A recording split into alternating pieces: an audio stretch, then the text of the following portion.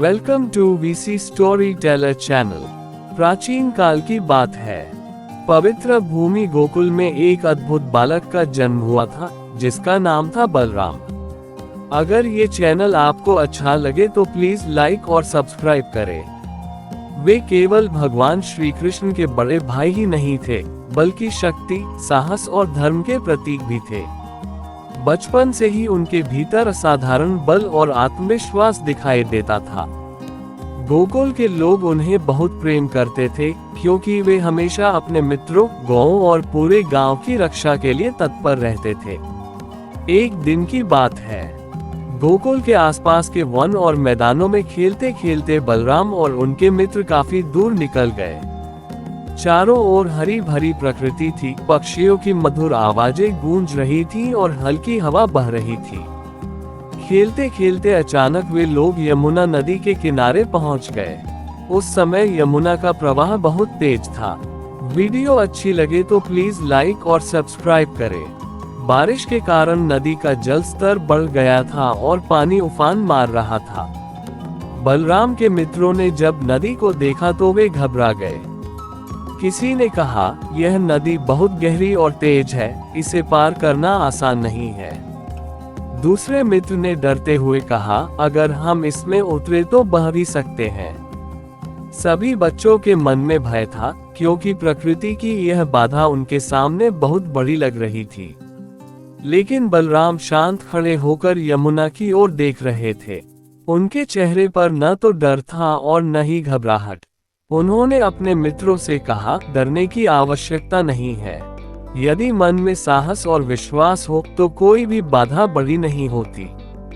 बलराम ने चारों ओर नजर डाली और नदी के प्रवाह को ध्यान से समझा। उन्होंने देखा कि कुछ स्थानों पर पानी अपेक्षाकृत कम गहरा है। फिर उन्होंने अपने मित्रों से कहा कि वे घबराएं नहीं और उनके साथ सावधानी से आगे बढ़ें। कहते हैं कि बलराम के पास दिव्य शक्ति थी और उनका प्रिय अस्त्र हल था। उन्होंने अपनी शक्ति और बुद्धि का उपयोग करते हुए नदी के किनारे की मिट्टी को थोड़ा मोड़ा, जिससे पानी का प्रवाह कुछ शांत हो गया।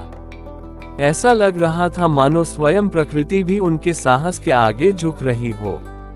धीरे धीरे बलराम आगे बढ़े और अपने मित्रों को भी साथ लेकर नदी में उतरे।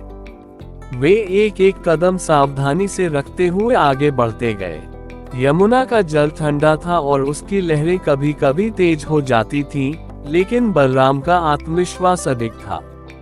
उनकी दृढ़ता देखकर उनके मित्रों का भय भी कम होने लगा। वे समझ गए कि जब उनके साथ बलराम जैसे साहसी मित्र हैं, तो उन्हें डरने की आवश्यकता नहीं है।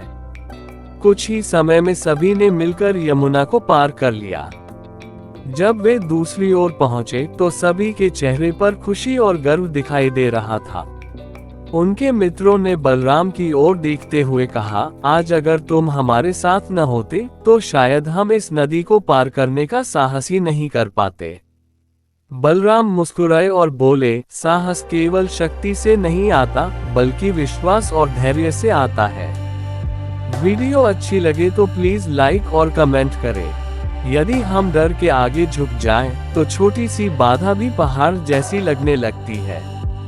लेकिन यदि हम धैर्य और बुद्धि से काम लें, तो बड़ी से बड़ी समस्या भी हल हो सकती है। उस दिन की यह घटना गोकुल में लंबे समय तक याद की जाती रही। लोगों ने समझा कि बलराम केवल बलवान ही नहीं थे, बल्कि वे प्रकृति और परिस्थितियों को समझकर सही निर्णय लेने की क्षमता भी रखते थे।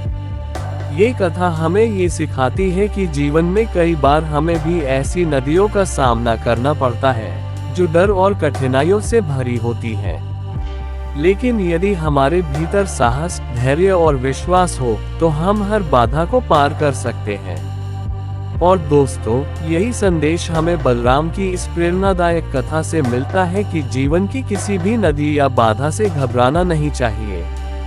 सही सोच, साहस और धैर्य के साथ आगे बढ़ने वाला व्यक्ति हमेशा सफलता की दूसरी ओर पहुंच ही जाता है। अगर आपको ऐसी ही प्रेरणादायक और रोचक कहानियां सुनना पसंद है, तो हमारे वीसी स्टोरी टेलर चैनल के साथ जुड़े रहिए, जहां हम आपके लिए इतिहास, पुराण और प्रेरणा से भरी नई नई कहानियां लेकर आते रहते हैं। Thanks for watching.